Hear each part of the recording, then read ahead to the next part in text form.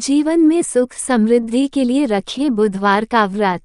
जानिए बुधवार व्रत कथा। हिंदू धार्मिक मान्यताओं के अनुसार सप्ताह के सभी 7 दिन अलग अलग देवी देवताओं को समर्पित होते हैं। फिर उन्हीं के अनुसार पूजा आराधना की जाती है। बुधवार का दिन सभी देवी देवताओं में सबसे पहले पूजे जाने वाले भगवान गणेश को समर्पित होता है। बुधवार के दिन उपवास रखने का विशेष महत्व होता है, क्योंकि बुधवार के देवता भगवान गणेश बुद्धि के देवता हैं। ऐसे में बुधवार के दिन व्रत रखने पर जीवन में सुख समृद्धि आती है और समय मंगलमय रहता है। ऐसी मान्यता है कि जो भी व्यक्ति बुधवार के दिन व्रत रखता है और पूरे दिन भगवान गणेश की साधना करता है, उस व्यक्ति के जीवन में कभी भी धन और धान्य की कमी नहीं होती है। आइए जानते हैं बुधवार व्रत की कथा। एक समय की बात है, एक व्यक्ति का विवाह हुए कई वर्ष बीत गए। विवाह के बाद उसकी पत्नी एक बार अपने मायके गई हुई थी। पत्नी के मायके में रहने के कई दिनों बाद उसका पति अपनी पत्नी को विदा करवाने के लिए ससुराल पहुंचा। ससुराल में कुछ दिन तक रहने के बाद वह पत्नी को मायके से विदा करने की बात अपने सास ससुर के कही। बुधवार का दिन होने के कारण उसके सास ससुर ने कहा कि इस दिन बेटी ससुराल नहीं जा सकती, इस कारण विदाई नहीं हो सकती है। लेकिन वह व्यक्ति नहीं माना और अपनी पत्नी को मायके से विदा कराकर अपने घर की तरफ चल दिया। रास्ते में जाते वक्त पत्नी को बहुत तेज से प्यास लगी। तब पति पानी की तलाश में इधर उधर भटकने लगा। काफी देर के बाद जब वह पानी लेकर वापस लौटा तो उसने देखा कि पत्नी के पास उसी की वेशभूषा में कोई अन्य व्यक्ति पत्नी के संग बैठकर बातें करता हुआ दिखाई दिया। दोनों व्यक्ति आपस में लड़ने लगे।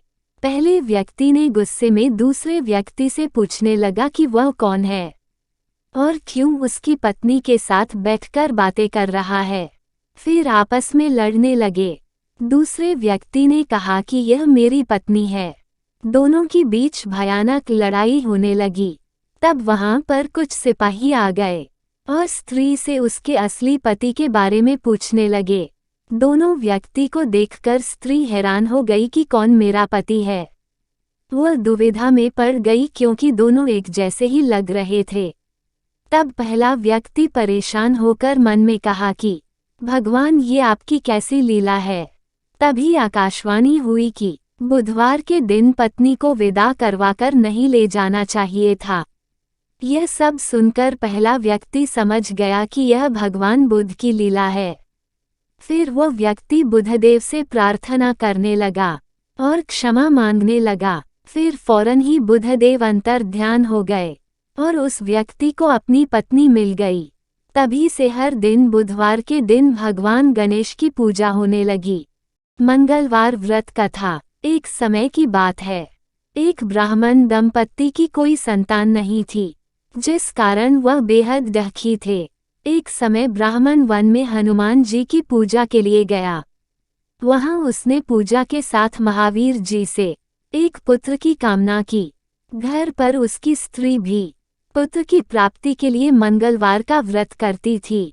वह मंगलवार के दिन व्रत के अंत में हनुमान जी को भोग लगाकर ही भोजन करती थी। एक बार व्रत के दिन ब्राह्मणी ना भोजन बना पाई और ना ही हनुमान जी को भोग लगा सकी। उसने प्रण किया कि वह अगले मंगलवार को हनुमान जी को भोग लगाकर ही भोजन करेगी। वह भूखी प्यासी 6 दिन तक पड़ी रही। मंगलवार के दिन वह बेहोश हो गई। हनुमान जी उसकी निष्ठा और लगन को देखकर प्रसन्न हुए। उन्होंने आशीर्वाद स्वरूप ब्राह्मणी को एक पुत्र दिया और कहा कि यह तुम्हारी बहुत सेवा करेगा। बालक को पाकर ब्राह्मणी अति प्रसन्न हुई। उसने बालक का नाम मंगल रखा। कुछ समय उपरांत जब ब्राह्मण घर आया तो बालक को देख पूछा कि वह कौन है। पत्नी बोली कि मंगलवार व्रत से प्रसन्न होकर हनुमान जी ने उसे यह बालक दिया है और इसका नाम मंगल रखा है। ब्राह्मण को अपनी पत्नी की बात पर विश्वास नहीं हुआ। एक दिन मौका देख ब्राह्मण ने बालक को कुएं में गिरा दिया। घर पर लौटने पर ब्राह्मणी ने पूछा कि मंगल कहाँ है। तभी पीछे से मंगल मुस्कुरा कर आ गया। उसे वापस देखकर ब्राह्मण आश्चर्यचकित रह गया।